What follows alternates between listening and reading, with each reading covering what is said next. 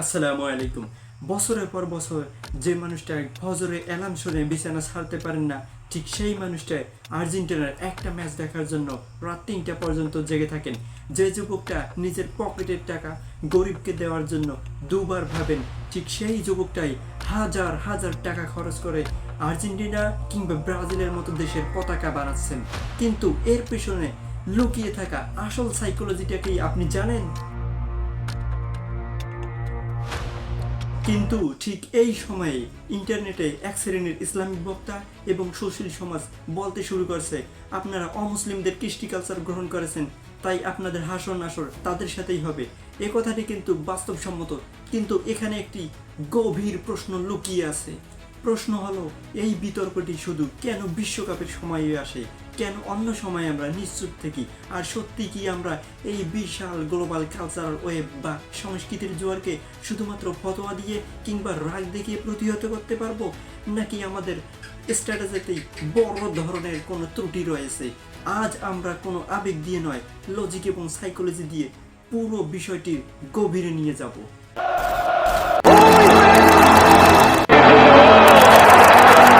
কেন শুধু বিশ্বকাপের সময়ই এই আলোচনা? প্রথমে একটা সাইকোলজিক্যাল ফ্যাক্ট বুঝুন। মানুষ জন্মগতভাবেই কোনো না কোনো বড় দল বা ট্রেবাল আইডেন্টিটি এর অংশ হতে চায়। আধুনিক পুঁজিবাদী রাষ্ট্রে ধর্ম কিংবা আদর্শিক পরিচয়ের চেয়ে স্পোর্টস আইডেন্টিটি বা খেলার পরিচয়কে সবচেয়ে বেশি সহজলভ্য এবং গ্ল্যামারাসভাবে উপস্থাপন করা হয়। তাহলে সমস্যাটা কোথায়? সমস্যাটা কিন্তু খেলায় নয়, সমস্যাটা হলো কালচারাল শিফট বা সাংস্কৃতিক প্রতিস্থাপন। ফুটবল কিংবা অন্য বড় যে কোনো উৎসব যখন আমাদের দৈনিক রুটিন এবং আমাদের ধর্মীয় অনুশাসনকে সম্পূর্ণ ভুলিয়ে দেয়, তখন বুঝতে হবে আমরা পুরোপুরি কনজিউমারিজম বা ভোগবাদের ফাঁদে পড়ে গেছি। কিন্তু আমাদের বুদ্ধিজীবী কিংবা বক্তাদের একটি বড় অংশ শুধুমাত্র বিশ্বকাপের এই সময়টাই চিৎকার করে থাকেন। একে বলা হয় রিয়্যাক্ট অ্যাপ্রোচ, মানে রোগ হয়ে যাওয়ার পর চিকিৎসা করার চেষ্টা করা। কিন্তু রোগ যাতে না হয় সেই প্রিভেনশন বা প্রতিরোধ ব্যবস্থা কেন আগে থেকে তৈরি করা হলো না? চলুন একটি সহজ উদাহরণ দেওয়া যাক।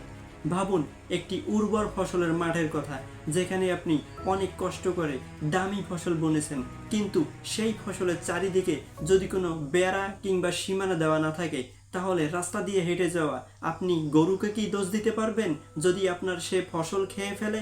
কারণ গরুর কাজেই তো হচ্ছে ঘাস কিংবা ফসল খাওয়া।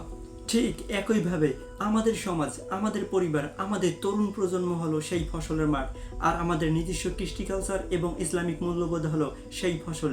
ঠিক আমরা যদি এইভাবে আমাদের সন্তানদের জন্য একটি শক্তিশালী সাংস্কৃতিক বেড়া তৈরি করে না দেই, যেটা তাদের নিজস্ব পরিচয়কে তুলে ধরতে গর্ববোধ শেখাবে, তাহলে এই বিশ্বকাপের মতো সাংস্কৃতিক জোরালো কালচার আমাদের ফসল খাবেই।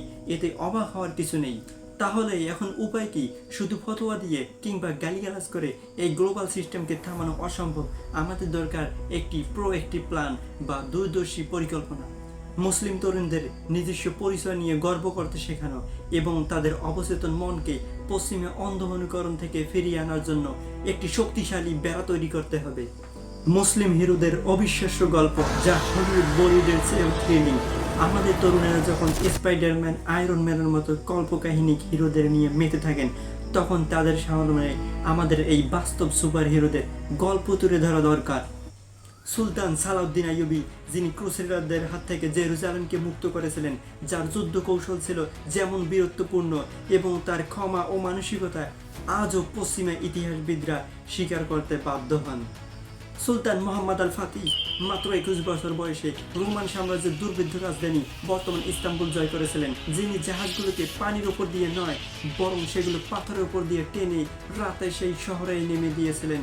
তার এই যুদ্ধ কৌশল বর্তমান আধুনিক সিনেমার থ্রিলারের চেয়েও রোমাঞ্চকর। তারেক বিন জিয়াদ মাত্র 12,000 সৈন্য নিয়ে স্পেনের বিশাল বাহিনীকে তিনি পরাজিত করেছিলেন। ওমর মুখতার, যাকে বলা হয় মরুভূমির সিংহ, যিনি লিবিয়াকে ইতালীয় ঔপনিবেশ থেকে রক্ষা করার জন্য, যিনি 70 বছর বয়সেও ঘোড়ার পিঠে চড়ে রাইফেল চালাতেন এবং তিনি ফাঁসির মঞ্চে উঠেও কখনো অন্যায়ের সঙ্গে মাথা নত করেননি। মুসলিম বিজ্ঞানীদের অবদান, আধুনিক বিজ্ঞান ও প্রযুক্তির ভিত্তি যে মুসলিম বিজ্ঞানীদের হাত ধরেই তৈরি হয়েছে, তা আজকের তরুণদের জন্য জানা জরুরি। আল খোয়ারিজমি, ফাদার অফ অ্যালজেব্রা, আজ যে কোটি কোটি মানুষ ফুটবল বিশ্বকাপ মোবাইল ফোন কিংবা টিভির পর্দা দেখছে, এই প্রযুক্তির মূল ভিত্তি হলো অ্যালগোরিদম। আর এই অ্যালগোরিদমই আল খোয়ারিজমির নাম কিংবা তার গণিত থেকেই এসেছে। তিনি না থাকলে আজকের কম্পিউটার বা ইন্টারনেট কিছুই থাকতো না। আমরা ফেসবুক, ইউটিউবের মতো এত বড় বড় প্ল্যাটফর্মগুলো হয়তো বা পেতাম না।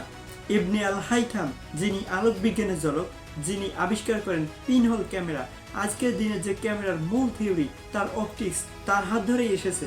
আমরা সকলেই আকাশে ওড়ার জন্য উইলভি রাইট আর উইলভার রাইটের নাম জানি, কিন্তু কয়জন আমরা আব্বাস ইবনে ফিরনাসের নাম জানি, যিনি হাজার হাজার বছর আগে নবম শতাব্দীতে কর্ডোবায় সফলভাবে নিজের গায়ে পাখা বেঁধে ও আকাশে ওড়ার জন্য চেষ্টা করেছিলেন।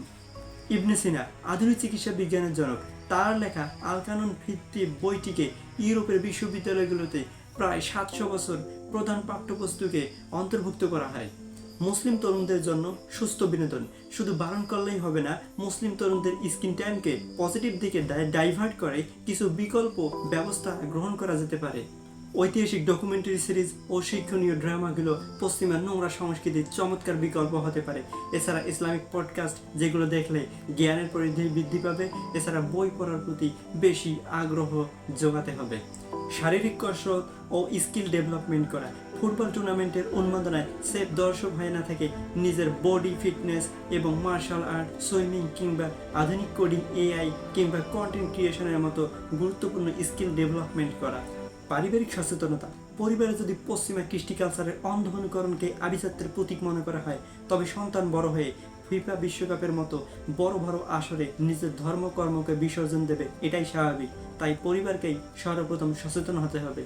আত্মনিয়ন্ত্রণ, বিনোদন আর অন্ধ মোহের মধ্যে পার্থক্য বুঝতে হবে। যদি খেলাধুলা দেখতে গিয়ে আপনার ধর্মকর্ম, সময় কিংবা নৈতিক কর্তব্যগুলো ধ্বংস হয়ে যায়, তাহলে বুঝতে হবে বিনোদন আপনি উপভোগ করতেছেন না, বরং বিনোদনই আপনাকে দাস বানিয়ে রেখেছে। আমাদের তরুণদের রোনালদো, মেসি বা নেইমারের মতো স্পোর্টস সেলিব্রিটিদের আইডল বানানোর আগে আমাদের ইতিহাস তাদের চেনাতে হবে। আমাদের সালাউদ্দিন আইয়ুবী, আমাদের খোয়ারিজমি, আমাদের ইবনে সিনাদের গল্প তাদের সামনে তুলে ধরতে হবে, যাতে তারা বুঝতে পারে তাদের রক্তই কোনো দাসের ডিএনএ নেই, বরং তারা ছিল গৌরবময়, বিজয়ী এবং বিজ্ঞানসম্মত জাতির উত্তরসূরি। দিন শেষে 90 মিনিটের খেলা শেষ হবে, ট্রফি কোনো একটি দেশ পেয়ে যাবে, বিলিয়ন ডলারের ব্যবসা করবে ফিফা এবং বড় বড় কর্পোরেট ব্র্যান্ডগুলো। মাঝখানে আপনি কি হারালেন?